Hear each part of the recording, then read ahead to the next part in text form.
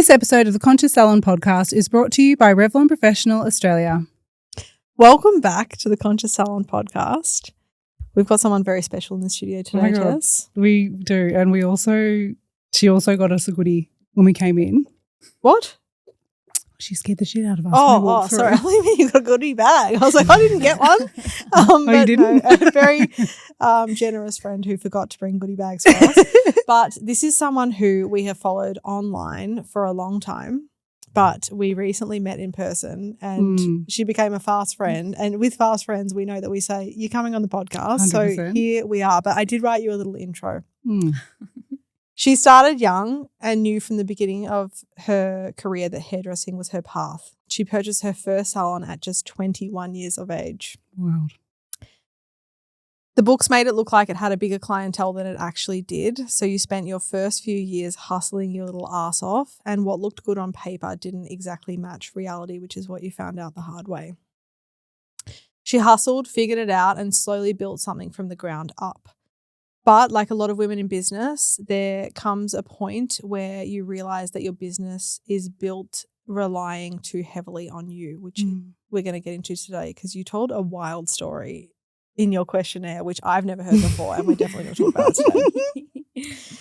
Then from major health scares to lockdown chaos, fertility struggles, grief, pregnancy, and countless salon renos, our guest today has had a story so layered with moments that test you, stretch you, and ask you for more than you ever thought that you have to give.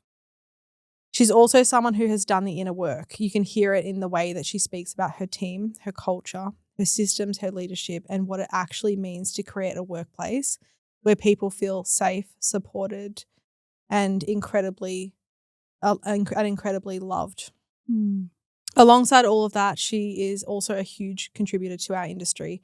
She's an educator, a connector, a cheerleader for others, and someone who genuinely believes in community over competition. And we felt this the minute we met you. She's built her Melbourne salon, The Rumours Are True, literally from the ground up, with how many team members? 15 at the moment. Wow. Fucking hell. At the moment. 15 team members You know. and also raising the 3 gents. Yeah. 3 babies on her hip. Kings. Please welcome to the Conscious Salon podcast, Loz Main. Standing ovation. How good. Welcome, friend. How do you feel hearing that? Oh, it's crazy when you put it all, even just putting it down pen to paper. I was like getting a bit excited, like filling out my questionnaire. I was like, far out. It is a huge journey. Like Girl. You don't even realize. And I think starting so young, like one of my apprentices at the moment, she's so keen to open up a salon and I don't want to snuff her out, but I'm like, just take your time. Like, starting young, you give up so much of your childhood and, I missed funerals, I missed weddings, I missed everyone's 21st. I missed all that stuff because I was in the business and it's paid off later. Like my life looks different than some of my friends that got to party for your 20s. But yeah, it's a big journey when you put it all down in black and white. You're like, it's huge. And that is something I think that is forgotten a lot. Like Nick and I opened our salon. She was 21, I was 23. And you miss out on the Kentucky tours. Yep. I would love to say that I missed out on partying. I still made time for that. But that's you put your whole life into a Saturday night. I had to do something. That's right. That was all I had. I needed a device. Literally. But it's one of those things where you effectively, and I feel like this is where we really connected, you grow up as you're also like learning and evolving as a business owner, and then you bring in partnership, pandemic, littles, all of the things. Like you really do live like a whole entire lifetime. So I feel like it makes sense even when you've got people who are so inspired who want to go out and do what you're doing to be like, you can take a minute though. You don't need to do it all at once. And let that be like one of your last goals because like, I told myself I'd work hard for 6 months and I'd be back on Kentucky. I get to go. Yeah. You'd meet him over in Greece. Yeah, exactly right. Because you guys like, hold my spot on the bus. Yeah, literally I'll be straight there because I'll have this whole team running my salon for me. I'm going to be fine. Be easy, yeah. And yeah, you just don't realize. And I think that growing up thing as well, like you go through so many identities and you have to keep changing your business because you're like, I'm not that person. I'm not black and white Damask wallpaper anymore. Like that was me trying to be real professional Loz and me like dressing in all black all the time. And then, having this full identity crisis because I'm like, I'm trying to be, growing with the salon and figuring out who I actually am, not who I want to be because I want to be the best business owner. But I'm kind of like, I don't know, maybe inspired in the wrong areas because you feel like you're young, so you've got to show this really like grown up demeanor, and it ends up being like a shadow of who you are. Because I always, when I worked for someone else, I was here in a show, like it was always the character first. Like my clients were always laughing. It was always like really experience based. But then I think when I started the salon and, went through those rocky beginnings, then I kind of had to pull it back. I'm like, okay, I got to be serious now. I got to put my big girl pants on and grow up, and it's not fun and games anymore. I've got to be professional, which I want to wear a blazer tomorrow. literally that vibe. I've got to wear heels to work. Like, heels to work. We're on the same wavelength. I was literally thinking the same thing because I think we started when we were around the same age. I started when I was like 15, 16. Heels to work. I mean, it was like watching friggin' Bambi literally walking across the salon floor. Mind you, I'm in the basin, and hair, like they're slippery things. The fact that, now we're in, it's wild. We had like half the team at the salon that we both worked at, like half the team wore heels, but it's just, that's so weird to hear you say that though, Loz, because for anyone who doesn't know, Loz is the founder of the Rumours Are True. And you guys infamously or famously hired a stripper Christmas week. Can you please tell the story of what? Well, so we do like 12 days. Don't be. Go for it. Go for it. Come over.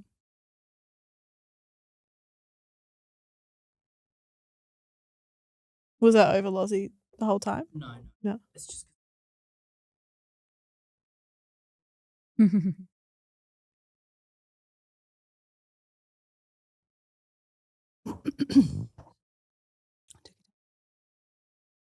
to the bottom. Do not let me forget. I want to talk about the post that you did on this.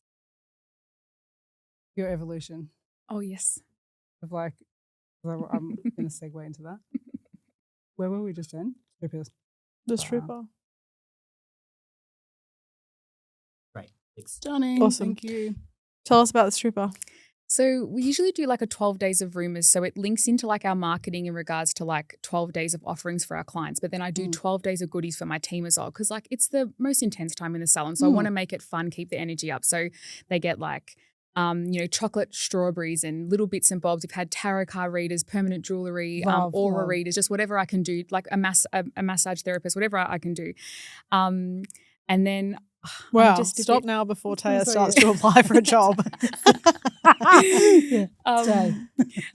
So then, just on that creative energy, I'm like, well, I think I had a drag queen in, and then it was just the next level. Also, I'm like, surely incredible. I can get.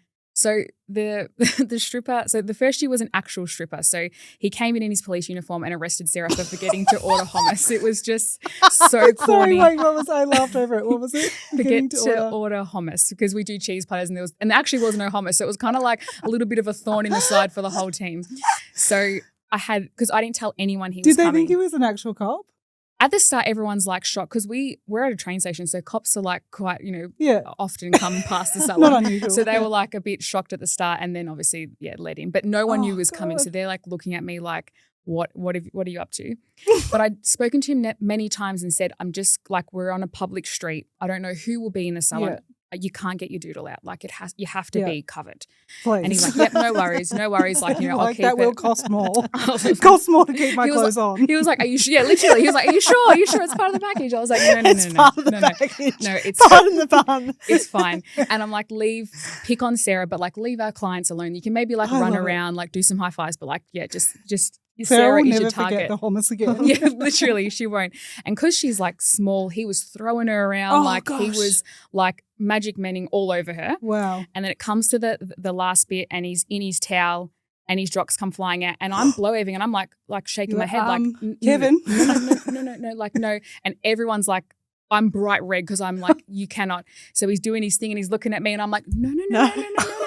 And he flicks his towel off. I pass away, but his jocks were still on. So then I got like reverse punked. So I was like, he thought it was so funny. Oh my God. It was it's hilarious. wild. It's a and funny Sarah's thing. like, I don't think I can come to work tomorrow. No, I'm like, understandably. Sarah like, honestly, resigned. she's got brain damage. He was like, dropping her on the floor. Oh, it was chaos. Oh my God. But then the next year I'm like, okay, so what can I do for the next year?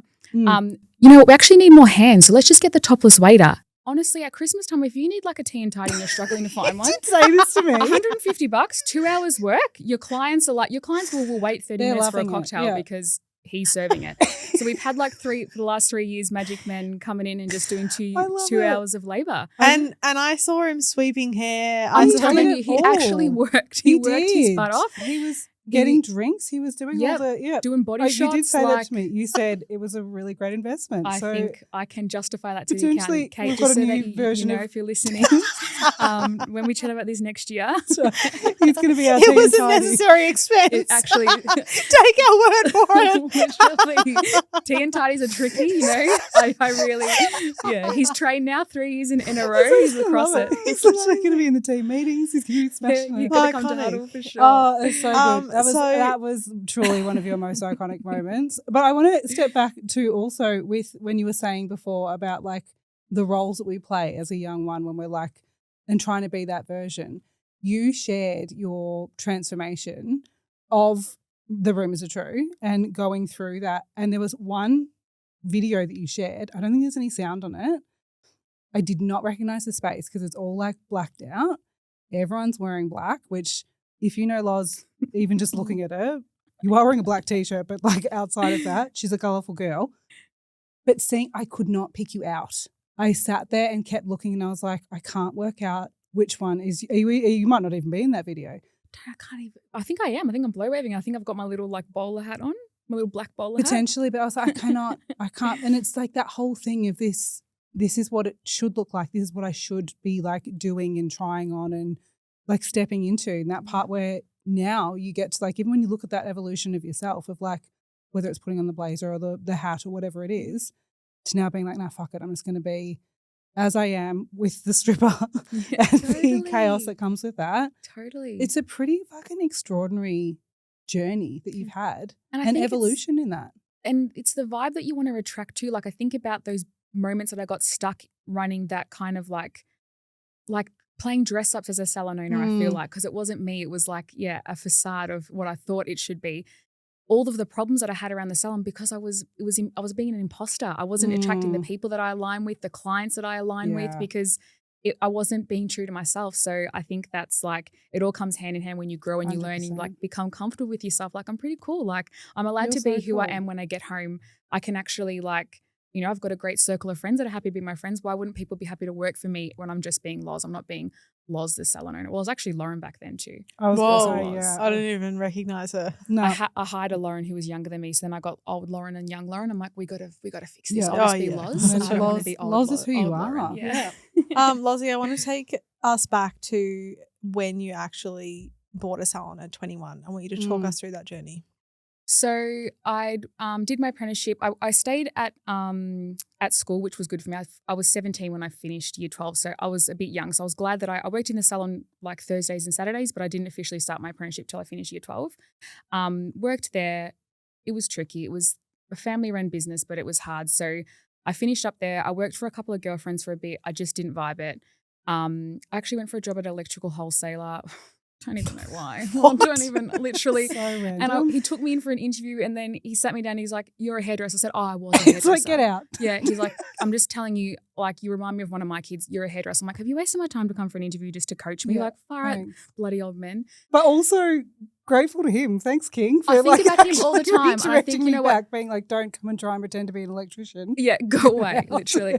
And all you do is talk about hair and relate everything back to hair. Like I've had a Yeah. phone interview with you and all you talked about was being a hairdresser. You're a hairdresser. Like you've just been burnt. Like I think you should pursue it. So worked at Coles for a bit, kept looking for salons, came across my salon in Flemington.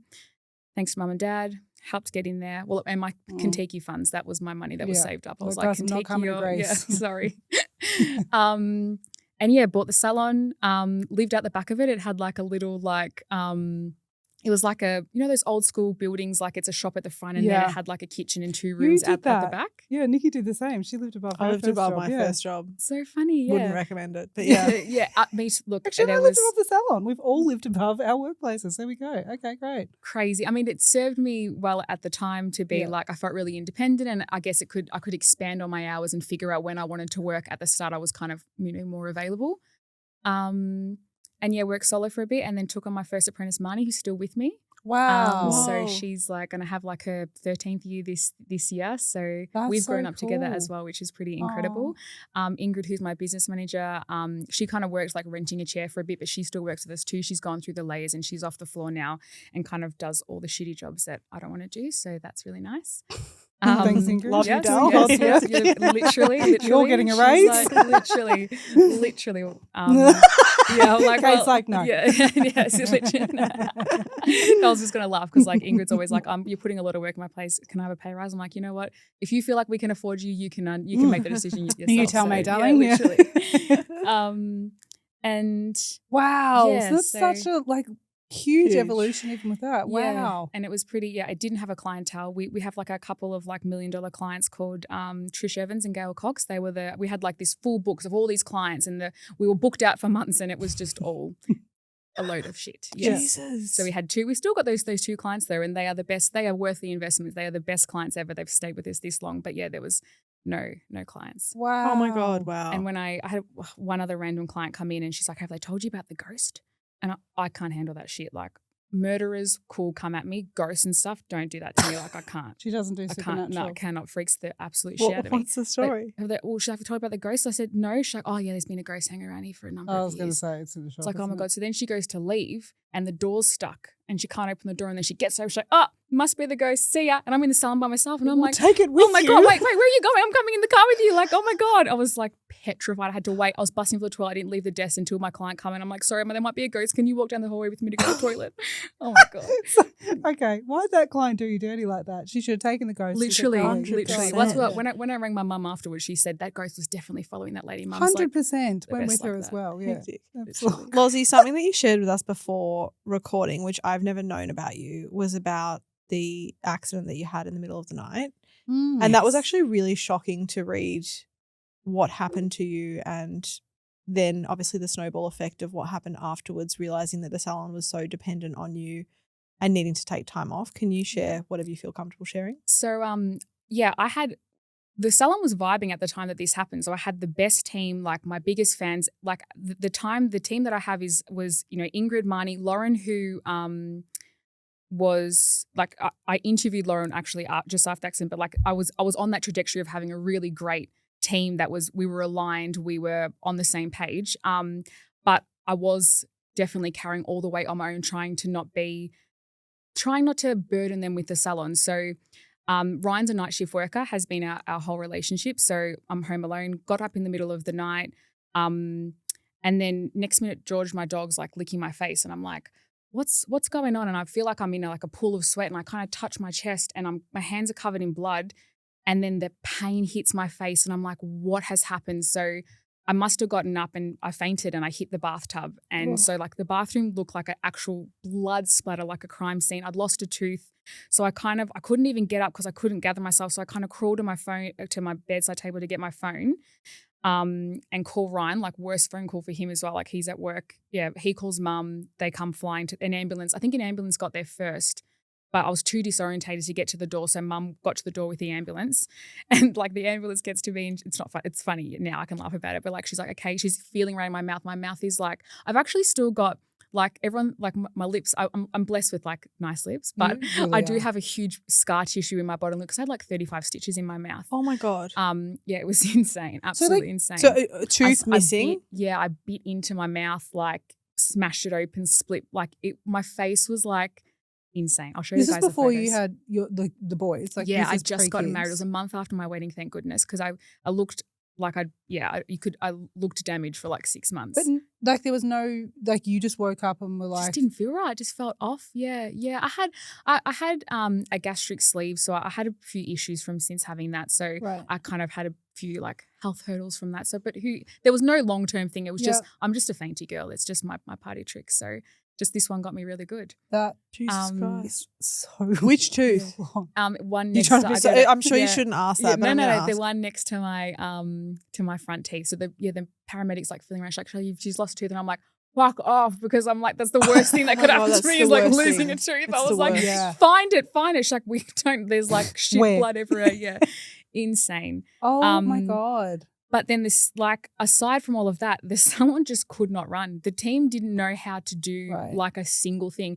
And what what was so sad about that is because they were a fantastic team. It wasn't like I had a team like, oh, you're not here, we don't know what to do. They're like, we don't want to annoy you, but like, how do we put up an availability post? How are we going to count the till? Like, how do we contact clients? Like, this person has, like, I'm talking, when I say no idea, no idea. Wow. So that was like, I needed a head knock for a wake up call to be like, this is ridiculous, because the team wants to help me. That they are like distraught about the state of the salon that I can't come in, because I'd never just, like, I'd had holidays and whatnot, but I'd never had any unplanned time off. Wow. So that How was long were you off for? Well, I interviewed Lauren, still bloody barely been able. I think I maybe had the week off. Just the 1 week. But I physically was fine. I looked so scary. For the first day I ventured out of the house, I went to like our local butcher, and this beautiful Maltese lady works like in the butcher, and I walk in there and she's like looking like this, and she's like, okay. Like she's giving me the signals, like, wow. And I'm like looking around, like, and then I realized, oh my God, I look like this. And she's like pointing to my husband, like doing all these hand signals. And I'm like, oh my God, oh, bless beautiful. her. But I did this to my son. She's like, if anything's ever, you just tell. Totally. You You don't want to get on the wrong side of a Maltese butcher. Literally, she was ready to chop him up, fillet him straight up. I know exactly what to do. Yes. Oh sausages? Yeah, literally. Amazing. Wow. It was so, I mean, I guess you can look at, there's always a silver lining and everything, but that would have been such a massive reality check for you, such a huge 100%. wake up call of my business can't operate without me. And even knowing from what you shared on social media with how systemized the business is and how much you guys rely on communication, like the headsets, which I want to talk about as well. As when I met you in real life, one of the best things I was like, oh, you're Loz from the Rumours Are True. Can we talk about the headsets? Yeah, and I was like, what happened? Can we talk about the headsets? Well, that started in our Flemington salon. We were long and skinny. And I remember one time we had an apprentice at the time, Julia. I'm like, Julia. I'm trying to find her. She's like, Loz, I'm on the toilet. I'm like, oh my God, I don't know how to fix this. And remember when we used to be in like Big W or JB Hi-Fi and they'd be like, lady in electrical or lady in this. Those places are silent now because they wear headsets. And I'm like, the vibe in here is calmer. Whoa, yeah. Remember, it used to be constant speaker. Yeah, like something in aisle 1. Yes. And that doesn't happen anymore. You don't really hear it. So Wow. I mean, this epiphany happened to me in JB Hi-Fi when I'm asking for something and they're rating. I'm like, where do you get your ratings from? I'm like, oh, we don't sell them. I'm like, no, I'm from a business point of view. So I'm just trying. He's like, I just work here, man. Like, they give me one when you sign up. I'm like, okay, I got to try and figure this out. So it started from that. And it creates this really like beautiful culture because we have our little code words. Like we'll be like, I'm peaches, which means I'm running late, but I'm not going to say in front of my client, I'm running really late and I'm going to have to rush the back of your foils. Like we're just saying peaches. We say like mangoes if you're running that, when you're running scary early and that's going to ruin your day later. How do you salad. put It's like a fruit. It is like a fruit Guys, salad. does anyone want mangoes? Yeah, or just be like, I'm free? or just like a little, you can whisper mangoes with that with very nonchalant than if you were going to say, hey, I'm running early late and the day's going to fall apart. It's kind of just like little triggers for someone to come over and have a bigger conversation. Even if like, I see those like reels and TikToks all the time. Like when I get people to go and check, like hype up my color, we can go in the back room and be like, hey, I need you to like, we name our salon too. We've got like salon side, wall side, seat, whatever. So like, can someone go and see like salon side, seat 3 and make sure that she's okay or G her up and, make her feel good. So it really makes us feel connected. CIA of hair. It's so good, It's isn't so it? cool. What if someone packs a fruit salad for lunch? Yeah, and you're like, And they're just like, I'm just about to have a piece of mango. Oh my Everyone's God, like, no, don't everyone come in at the same time.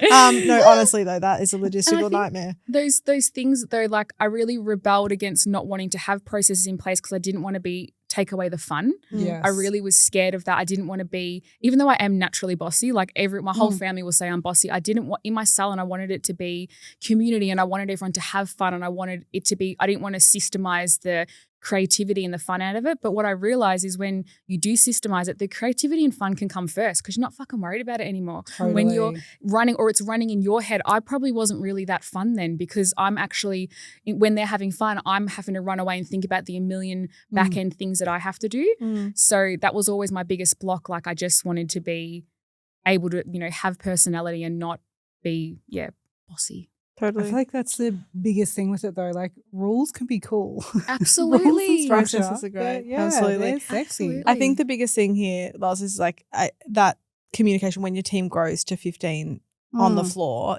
there's so few moments during the day where you guys are all together and able to communicate. So having that system in place, like it's like below deck, isn't it? We recently so gave my cool. son a walkie-talkie when we went away for I Easter think holidays. actually you inspired this because Nikki was like, I'm going to do this for the All the Easter holidays, I was just kicking back with a wine. You get a copy on Solly Blue, and he'd say copy. Yeah. Like it's just like, Mum, we just going loved to the it. playground over. But I think it makes sense in a team your size. Yeah. 100%. Definitely. And we're double story now too. So there's like, upstairs. So we can really get lost and we're not just So cool. screaming around the salon. Like we're more client focused because we're not having to, sorry, Julia. Yeah. You know? Lozzie, I want to talk about some of the challenges that you faced as a salon owner. And I know that 2020 was particularly difficult for you. Absolutely. Can you share a little bit about what you went through? Definitely. So yeah, that was just like, I always feel like around my birthday time I get triggered by it because I'm like born in February and we went to Bali for my 30th, and then when we were coming back from Bali, everything was starting to be closed, and I think it all just you start remembering it. So we did that, like we closed in that March period because like I couldn't get toilet paper, I couldn't get cleaning products. I'm like, I need to close to like figure out what we're doing. Totally. And then as I do pivot, I use that time. We created processes, we figured out what we're doing, we came back really confident. And then, you know how we were like essential for a bit, and I thought, I'm going to like rent another salon. Like this is like incredible because I can get a bigger shop finally, because all everyone's going to be able to do is like, you know, get their hair done, sign the lease. So Flemington was 90 square meters. Newport is 360, signed the lease. 2 weeks later, went into hard lockdown. We were also like trying to get pregnant. We were really like struggling. We were going through fertility stuff. Then, you know, that was essential and non-essential. So it was like, yeah, that was just totally crazy. You know, clients coming in, like I started to like filter my day, like who's coming in and when is the baby conversation going to come up? Because I need to like mentally prepare if I'm going to have a meltdown or not, of who's, because you know, when you're collecting pregnancies, when you're trying to get pregnant and you can't, you're collecting them. Like you feel like everyone's pregnant. There's no extra pregnancies, but it's like when you buy a new car and you see your new car over it, feels like the exact same thing. Theory, yeah. So like, you know, going through all of those things when the world's on fire, you know, just a multitude of things. Wow. Me and Ryan essentially kind of gave up on the baby thing. I just couldn't do it. Like I was being pumped with hormones to do like ovulation inductions, then they'd be cancelled because then we were going through the next layer of stuff. So I'm like, we can't do it. So we kind of made a decision to be a really good auntie and uncle to our nephew. And so we signed this lease. We go into hard lockdown. Ryan's dad passes away, and then I find out I'm pregnant. So it was just like, gives me goosebumps thinking about it, because it was just like the highest of highs and the lowest of lows. The salon, renovating the Newport salon was a fantastic distraction. The landlords there are absolutely heaven sent. They just gave me the keys and said, just take the shop. We'll figure out when you start paying rent when we come out of lockdown. My Flemington salon were like up my ass, like, when are you paying rent? I'm like, great question, not really sure because we're not making any money. Like, but these people at Newport like were just incredible. So, had one of those really, really hard funerals where we could have like 2-3 people there and try and like it was right in the middle of that. We could have, you know what, we hear a lot of hard stories, but like the funeral place was like pretty incredible. Like I think we were allowed to have 5. I think we had 10 there. They just shut the doors and turned their back. Like people were really trying to lead with kindness, I think, around those really strict rules. Was Ryan's dad's passing expected or no? Got lung cancer, died in 6 weeks. Yeah. No. Yeah. Oh, it Loz, was. I'm so sorry. And the same kind of thing with like, you know, we're in and out of lockdowns and whatever, trying to get in and out of hospitals. Like Ryan and his dad are like, you know, bestest of mates. Like it was devastating. That's just shocking. Yeah. I'm so sorry. It was. I mean, I think, you know, I try and think from the positive side of things. Like I definitely think he sent Freddie to us. Like, and Freddie is so much like Paul. It is incredible. Like it is hard to believe they never met each other. They must have met each other. He must have been waiting with Paul and sent to us. So, because they are so like, they're little spirit animals. So, that was a very, very intense 2020. We came back, you know, we did, we kind of graphed our clients on the reopening of our, we had 800 on a wait list, and we knew we could fit 400 appointments or something from that October to that December. So we kind of made like a funny process out of it, all in lockdown, because we were on lockdown on Zoom every day. I made a calendar, a schedule for my team. They could opt in or opt out to whatever they wanted to do. We started off with exercise in the morning, then we do some training, then we did trivia or dress ups or whatever at night. Like there was three sessions a day that they could jump on with me. Mind you, then I'm battling like morning sickness and I'm Right. too scared to even admit, like I didn't buy Freddie came 4 weeks early and I didn't have anything because I could not believe I was pregnant the whole time I was pregnant. Wow. I didn't buy, I was too scared that if I bought something and then it was real that I'd lose Right. him. So when I went in for my 36-week scan, they said, we need to take your baby out now. I said, Ryan, just be ready. He's going to die. And Ryan said, Lauren, they're taking him out because it's going to be fine. I said, no, I knew it was too good to be true. So I'm like this photo's me and I'm having a C-section. I'm like this because I'm just waiting for, like I'm out of body because I'm like, I knew this was going to happen. I knew I wasn't going to end up having a baby. It was insane. Wow, that is so. I know. I look back now and I'm like, I wish I could like, and obviously I'm being blessed. Like I feel like in the fertility, I'm the exception to the rule in the fertility thing. Like when people say, Lauren, you struggled, I feel like guilt to talk about it because I'm like, I did struggle. And then I've had like my boys at the moment are 4, 2 and 1. Like I have been blessed with back-to-back healthy pregnancies, like incredible.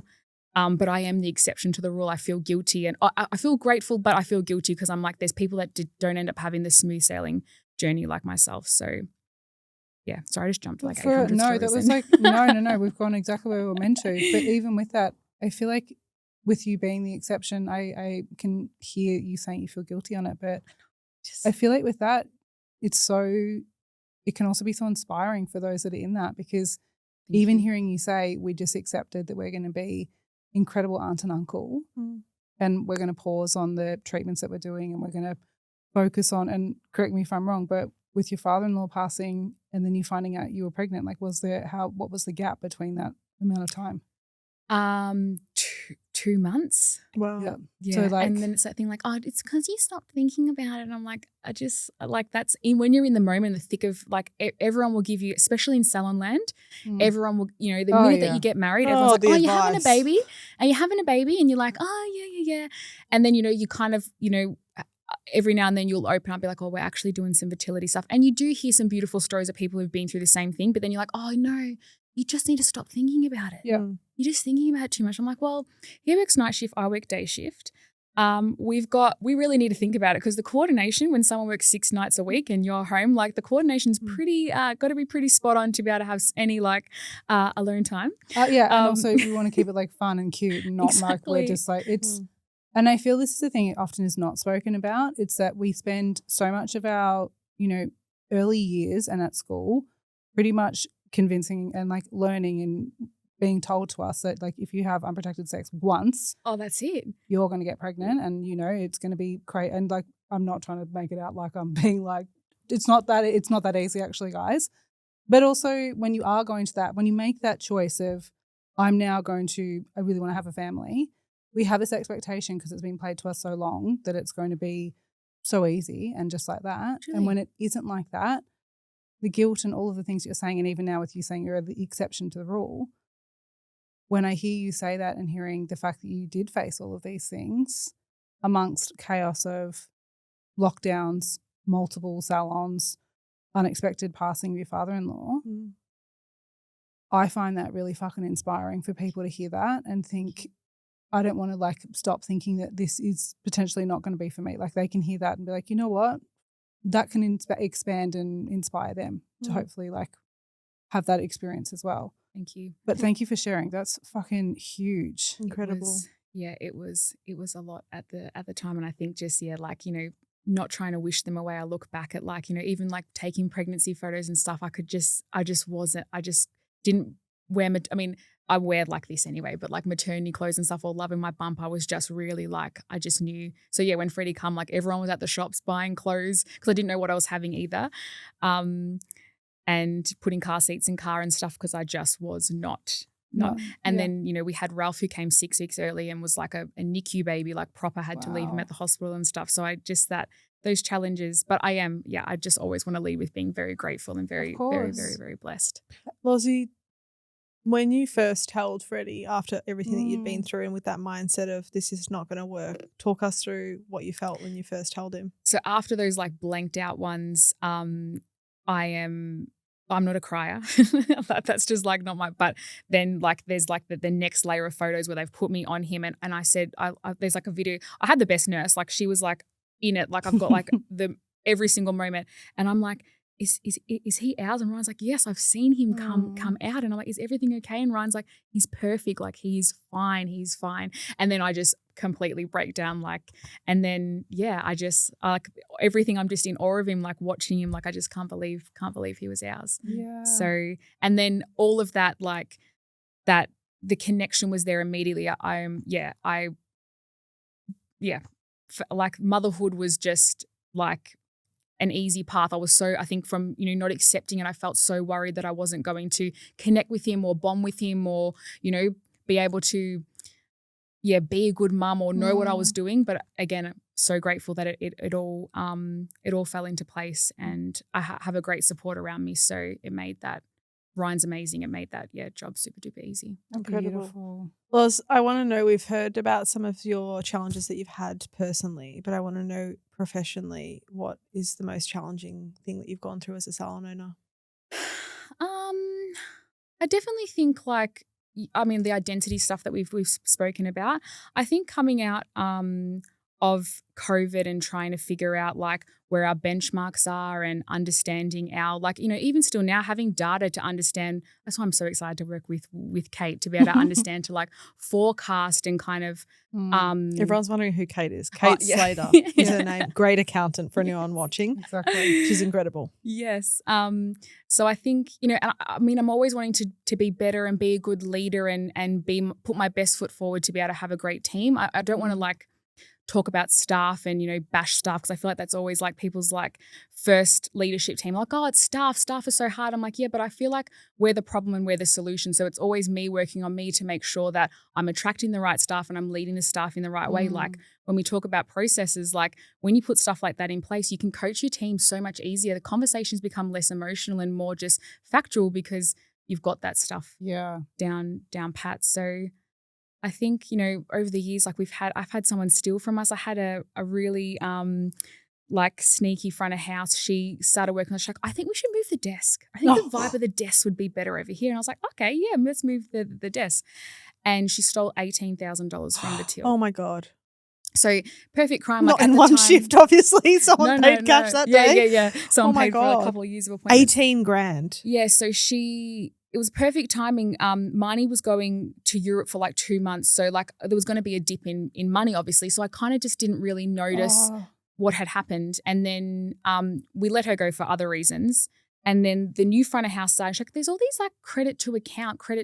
We use Katoomba, credit to account. I'm like, what does credit to account mean? And I ran this report, and every cash payment she'd press credit to account so the till would settle. But it was 18,000 something. So that was ouchy. What did you do? Anything? So I contacted the police, but they're like, it's like a civil matter. Like we put a flag on her if it came up again at another workplace, and then you've reported that. But there's really, because she moved the desk and it wasn't under the camera, I couldn't see anything. Yeah. It's just a presumption. So wow. Oh, that was a fun one. Wow. That's We need to get the stripper around and get him. We should have got him to arrest her. Yes, totally. She doesn't deserve that show. Totally. Lozzie, you shared something with us before recording today, and I would love to share it with your permission.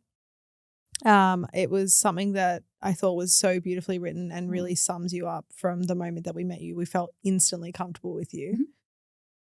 So you wrote, I have realized that I am the definition of older sister syndrome. I take so much responsibility for everything and everyone, and I have since I was little Loz. But it put into perspective why the salon space is the way it is. The pre-appointment paperwork, the large menu, the full service, our VIP memberships, they all link back to wanting to create a safe space for our clients and my team to have everything looked after for them, and all the big thinking is done in a calm way, just like I always needed. Absolutely. What comes up for you hearing that? Yeah, well, I think that's like, I definitely suffer with older sister syndrome. Like, I don't know if I said to you guys, like Encanto, the Encanto movie that comes out. I love that movie. Oh my God, it's so good. The main character, cool, but the older sister that's the like carrying the donkeys around and stuff. I'm like, boss. Her section like breaks me down, because I'm like, that's honestly me. I'm like that with my brothers. Like one of our other funny stories of in our Flemington days, like mum and dad split up. It was a bit messy and I bought a caravan and Lewis lived out the back of the salon too. So I didn't have space for him inside. So I drove to Horsham and towed a caravan back from Horsham. Never towed a caravan before in my life. Don't recommend towing one from Horsham. No. That wasn't roadworthy either. I had a 28-day permit to get it back to the salon. But that's the thing. I'll take on all of that. I want to be able to look after that. But I feel like that sometimes stops me in my tracks. And like I said, when I was writing that to you guys, it was kind of like self-reflection for me as well, that, I need to stop and be looked after sometimes too, because when you're carrying that all for everyone, I like to be that safe person for the people around me. And I'm lucky that I have Ryan. And, my mum, she was like at the house today so I could get here to be with you guys. Like I'm really blessed in that sense. But when you put it down pen to paper of kind of like why you are who you are. I think when we were sitting listening to Sophia as well, hearing like her little Sophia stuff when we're at CPR.